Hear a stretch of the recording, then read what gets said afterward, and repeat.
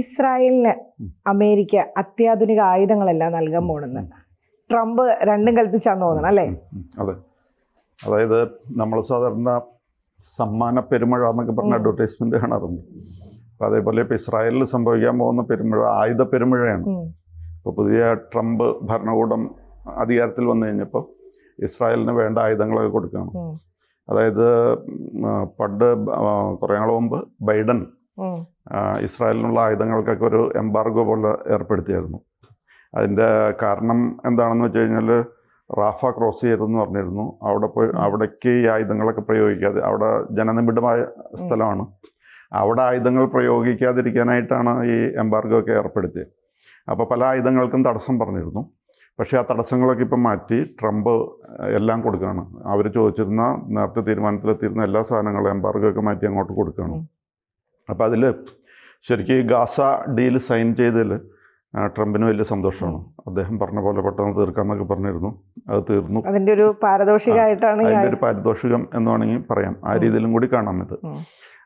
അതാണ് ഒരു കാര്യം. പിന്നെ വേറൊരു പ്രശ്നം എന്താണെന്ന് വെച്ച് കഴിഞ്ഞാൽ, ഇപ്പോൾ ഈ കൊടുക്കുന്നതിൽ ഒരു ആയുധം ഉള്ളത് MK-84 എന്ന് പറയുന്നൊരു ബോംബാണ്. MK-84.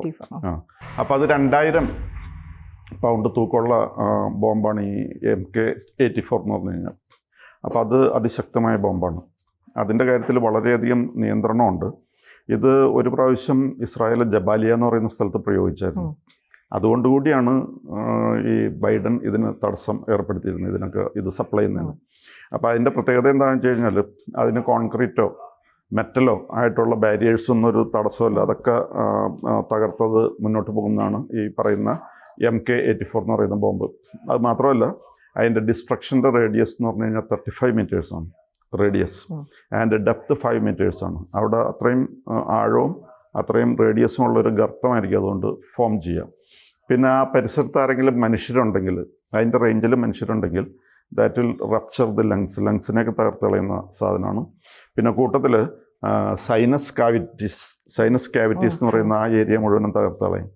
അതുകൂടാതെ ചിലപ്പോൾ ഈ നമ്മുടെ അവയവങ്ങളൊക്കെ ചിലപ്പോൾ തെറിച്ചു പോയെന്ന് വരാം. തെറിച്ചു പോയി കഴിഞ്ഞാൽ അത് കിലോമീറ്റർ കണക്കിന് ദൂരത്തേക്ക് പോകും. അപ്പോൾ ഇങ്ങനെയൊക്കെ കുറേ പ്രത്യേകതകളുള്ള ഒരു ആയുധമാണ് ഈ MK-84 എന്ന് പറയുന്നത്. അതുകൊണ്ടാണ് ബൈഡൻ ഇതിനൊരു തടസ്സം ഏർപ്പെടുത്തിയിരുന്നത്. കാരണം റാഫ എന്ന് പറഞ്ഞു കഴിഞ്ഞാൽ തിക്ലി പോപ്പുലേറ്റഡ് ഏരിയ ആണ്. അവിടെ കൊണ്ട് ഇതൊക്കെ പ്രയോഗിച്ച് കഴിഞ്ഞാൽ ഭയങ്കര കഷ്ടമായിരിക്കും, ഒരു ഹ്യൂമാനിറ്റേറിയൻ ക്രൈസിസ് വരും എന്നൊക്കെ പറഞ്ഞിട്ടാണ് അത് തടസ്സപ്പെടുത്തിയിരുന്നത്. പക്ഷേ ഇപ്പോൾ ട്രംപ് വന്നു കഴിഞ്ഞപ്പോൾ എന്തോ ഒരു സമ്മാനം കൊടുക്കുന്ന പോലെയാണ് ഇതെല്ലാം അങ്ങോട്ട് കൊടുക്കാൻ തീരുമാനിച്ചിരിക്കുകയാണ്. എന്തെല്ലാം ബൈഡൻ തടസ്സപ്പെടുത്തിയിരുന്നു അതെല്ലാം ഒന്നിച്ച് കൊടുക്കാനായിട്ടാണ്. പക്ഷേ ഈ ആയുധം കയ്യിലുണ്ടായിട്ട് പോലും ഇന്ന് വരെ ഇസ്രായേൽ ഈ ഗാസയിൽ ഇത് പ്രയോഗിച്ചിട്ടില്ല. അതുകൊണ്ട് നമ്മൾ ഗാസയിൽ ജബാലിയ എന്ന് പറയുന്ന സ്ഥലത്ത് പ്രയോഗിച്ചിരുന്നു. അപ്പം അതുകൊണ്ടാണ് ഈ തടസ്സം ഏർപ്പെടുത്തിയത്. ജബാലിയയിൽ അത്രയും കുഴപ്പമില്ല, പക്ഷെ ബാക്കി റാഫേലൊക്കെ പോയി കഴിയുമ്പോൾ തിക്ലി പോപ്പുലേറ്റഡ് ആയതുകൊണ്ട് ഒരുപാട് ആൾക്കാർക്ക് ദോഷം വരും എന്നൊക്കെ പറഞ്ഞിട്ടാണെന്ന് തടസ്സപ്പെടുത്തിയത്. അപ്പോൾ അങ്ങനെ നിൽക്കുന്ന സമയത്താണ് ഇപ്പോൾ ട്രംപ് വന്നിട്ട് ഇതിൻ്റെ നിയന്ത്രണങ്ങളൊക്കെ എടുത്തു മാറ്റി മുഴുവനായിട്ട് അദ്ദേഹത്തിന് ഈ ഇസ്രായേലിന് വിട്ടുകൊടുക്കുകയാണ്. അപ്പോൾ ഇസ്രായേൽ അത് പ്രത്യേകം അതിന് നന്ദി പറഞ്ഞിട്ടുണ്ട്. മാത്രമല്ല, ഇപ്പോൾ ഈ സാധനങ്ങളൊക്കെ ഓൾറെഡി അത് കപ്പലിൽ കയറ്റി അയച്ചു കഴിഞ്ഞു, ഉടനെ ഇസ്രായേലിലെത്തുകയും ചെയ്യും. അപ്പോൾ ഇങ്ങനെ പെട്ടെന്ന് ഈ തീരുമാനത്തിലൊക്കെ മാറ്റം വരാനുള്ളൊരു കാരണം എന്താണെന്ന് വെച്ച് കഴിഞ്ഞാൽ, ഇത്താമർ ബെൻഗുർ എന്ന് പറയുന്ന സെക്യൂരിറ്റി മിനിസ്റ്ററും അതേപോലെ ബസാലൽ സ്മോട്രിച്ച് എന്ന് പറയുന്ന ഫൈനാൻസ് മിനിസ്റ്ററും, അവർ രണ്ടുപേരും എക്സ്ട്രീം റൈറ്റിൽപ്പെട്ട ആൾക്കാരാണ്. അവർ ഈ ഡീലിനെ സപ്പോർട്ട് ചെയ്യുന്നില്ല. അവർ വേണമെങ്കിൽ മന്ത്രിസഭയിൽ നിന്ന് വിട്ടുപോകും എന്നൊക്കെ പറഞ്ഞ് ഭീഷണിപ്പെടുത്തിയിട്ടുണ്ട്. അപ്പോൾ ഒരു ആപൽ ഘട്ടത്തിൽ നിൽക്കുന്ന പോലെയാണ് ഈ ഇദ്ദേഹം നമ്മുടെ നെതന്യാഹു നിൽക്കുന്നത്. അപ്പം അതുകൊണ്ട് സപ്പോർട്ട് ഒന്നുകൂടി വ്യക്തമാക്കാനും കൂടിയാണ് ഇപ്പോൾ ട്രംപ് ഇത് ചെയ്യുന്നത്. പിന്നെ വേറെ ഒരു കാര്യം എന്താണെന്ന് വെച്ച് കഴിഞ്ഞാൽ, ട്രംപിനോട് ഇപ്പം പലരും വിമർശനത്തിന് പോയിട്ടുണ്ട്. അദ്ദേഹത്തോട് ചോദിക്കുന്നുണ്ട് എന്താണത് നിങ്ങളിപ്പോൾ കൊടുക്കുന്നതെന്ന് ചോദിച്ചു കഴിയുമ്പോൾ അദ്ദേഹം പറയുന്നത് ബിക്കോസ് ദേ ബോട്ട് ഇറ്റ്, അവർ വാങ്ങിച്ചിരിക്കുന്നതാണ്, അതും കൊടുക്കുന്നതേ ഉള്ളൂ, നേരത്തെ വാങ്ങിച്ചിരിക്കുന്നതാണ്, അതിൻ്റെ ഡീലൊക്കെ നേരത്തെ ഉറപ്പിച്ചിരിക്കുന്നതാണ് എന്നാണ് അദ്ദേഹം പറയുന്നത്. പിന്നെ ഈ ഇദ്ദേഹം ബൈഡൻ ഇത് കംപ്ലീറ്റ് ഹോൾട്ട് ചെയ്യാനായിട്ട് ഇതിൻ്റെ ഷിപ്മെൻറ്റ് ഹോൾട്ട് ചെയ്യാൻ പറഞ്ഞതൊക്കെ ഇപ്പോൾ ക്യാൻസൽഡായി. ഇനി പുതിയ തീരുമാനങ്ങളാണ്. പുതിയ തീരുമാനം അനുസരിച്ച് എല്ലാം ട്രംപ് കൊടുക്കുകയാണ്. അതാണ് ഇപ്പോഴത്തെ അവസ്ഥ. പിന്നെ ആദ്യത്തെ ടൈമിൽ ട്രംപ് അധികാരത്തിൽ വന്നപ്പോൾ ട്രംപ് എപ്പോഴും വളരെ ആത്മവിശ്വാസത്തോടുകൂടി പറയുമായിരുന്നു, വൈറ്റ് ഹൗസിൽ നിങ്ങൾക്ക് കിട്ടാവുന്ന ഇതുവരെ വന്നിട്ടുള്ള ഏറ്റവും നല്ല സുഹൃത്തിനെയാണ് നിങ്ങൾക്ക് കിട്ടുന്നതെന്ന് പറയും. അതായത് ട്രംപ് എപ്പോഴും വളരെയധികം സൗഹൃദം ഇവരോട് കാണിക്കുന്നു, നിലനിർത്തുന്നു എന്നുള്ള അർത്ഥത്തിൽ. പിന്നെ ഇടയ്ക്ക് വെച്ച് ട്രംപിന് അല്പം ഇഷ്ടക്കേട് ഈ നെതന്യാഹുവിനോട് വന്നിരുന്നു. അതായത് ഇലക്ഷനിൽ ട്രംപ് തോറ്റു കഴിഞ്ഞപ്പോൾ, കഴിഞ്ഞ പ്രാവശ്യം തോറ്റപ്പോൾ ട്രംപിനെ കൈവിടുന്ന പോലെ നെതന്യാഹു പെരുമാറിയിരുന്നു. നെതന്യാഹു ബൈഡനെ കൺഗ്രാജുലേറ്റ് ചെയ്തു. ഈ ബൈഡനെ വിളിച്ച് കൺഗ്രാജുലേറ്റ് ചെയ്തതൊന്നും നെതന്യാഹു അങ്ങനെ ചെയ്തത് ട്രംപിന് അത്ര ഇഷ്ടപ്പെട്ടില്ലായിരുന്നു. അതുകൊണ്ട് അവർ തമ്മിൽ അല്പം ബന്ധത്തിൽ ഒരു വിള്ളലും വീഴ്ചയൊക്കെ വന്നായിരുന്നു. അതൊരു സ്വാഭാവികമായിട്ടും രണ്ട് രാജ്യങ്ങൾ, പ്രത്യേകിച്ച് അമേരിക്ക, ഇസ്രായേലിന് അമേരിക്കയുടെ സഹായം എന്തായാലും വേണ്ടി വരുമല്ലോ. അത് ആ ഒരു രീതി കണ്ടാൽ മതിയായിരുന്നു അന്ന്. അതെ, അല്ല മാത്രമല്ല ഇപ്പോൾ ഇലക്ഷനിൽ പരാജയവും ജയവും ഒക്കെ വരും, കൺഗ്രാജുലേറ്റ് ചെയ്യാന്ന് പറഞ്ഞാൽ ഒരു നൈസിറ്റി എന്നുള്ള രീതിയിൽ മാത്രമേ കാണുന്നുള്ളൂ. അല്ലാതെ ഷിഫ്റ്റിംഗ് ഓഫ് ലോയൽറ്റീസ് എന്നുള്ള രീതിയിലൊന്നും കാണേണ്ടത് ആവശ്യമില്ലായിരുന്നു. പക്ഷെ അങ്ങനെ ഈ ഇലക്ഷനിൽ തോറ്റു കഴിഞ്ഞപ്പോൾ അദ്ദേഹത്തെ കൈവിട്ടു എന്നൊരു ചിന്താഗതിയാണ് ട്രംപിന് വരുന്നത്. ട്രംപിന് വേറെ ഒന്നും നോട്ടമില്ല അദ്ദേഹത്തെ എങ്ങനെ ബാധിക്കുന്നു എന്നുള്ളത് മാത്രമേ അദ്ദേഹം. ബിസിനസ്സുകാരനാണല്ലോ. അതെ. പിന്നെ ഒരു പ്രശ്നം എന്താണെന്ന് വെച്ച് കഴിഞ്ഞാൽ, ഈ ട്രംപിൻ്റെ കാഴ്ചപ്പാട് എന്താണെന്ന് വെച്ച് കഴിഞ്ഞാൽ, ഈ ട്രൂസ് അല്ലെങ്കിൽ യുദ്ധവിരാമം എന്നൊക്കെ പറയുന്നത് അധികം നാൾ നിലനിൽക്കില്ല എന്നുള്ളൊരു കാഴ്ചപ്പാടാണ് ട്രംപിനുള്ളത്. കാരണം ഇപ്പോൾ ഈ ഡീലിൻ്റെ ഇവർ തമ്മിലുള്ള കരാറിൻ്റെ വ്യക്തമായ രൂപമൊന്നും ആയിട്ടില്ല. ആക്ച്വലി ഇപ്പോൾ ഒരു തീരുമാനത്തിലെത്തിയിരിക്കുന്നു എന്ന് പറഞ്ഞാൽ it is only for 42 days. അതായത് ആറാഴ്ചത്തെ ആദ്യത്തെ ഫേസിനെ പറ്റി കൃത്യമായിട്ടൊരു രൂപമായിട്ടുള്ളൂ. ഈ 42 ദിവസം കഴിയുമ്പോഴേക്കും ഇത് തകർച്ചയിലേക്ക് നീങ്ങുമോ എന്നൊരു ഭയം ട്രംപിനുണ്ട്.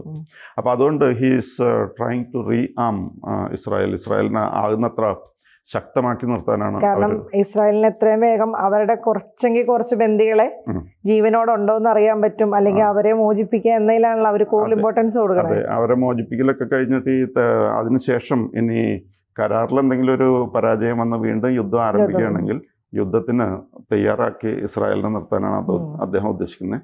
അപ്പോൾ എന്തെല്ലാം ബൈഡൻ കൊടുക്കില്ല എന്ന് പറഞ്ഞു അതെല്ലാം ഇപ്പോൾ അയച്ചുകൊണ്ടിരിക്കുകയാണ്, ഷിപ്പിൽ കയറ്റി അയച്ചുകൊണ്ടിരിക്കുകയാണ്. അതാണ് ഇപ്പോഴത്തെ അവസ്ഥ. പിന്നെ പ്രത്യേകിച്ച് ഈ പറഞ്ഞ എന്താണ് ഇറ്റാമർ ബെൻഗുർ, അതേപോലെ ബിസാലൽ സ്മോട്രിച്ച് എന്ന് പറയുന്ന ഈ 2 മന്ത്രിമാരെ അടഞ്ഞു നിൽക്കുകയും കൂടി ചെയ്യാണ്.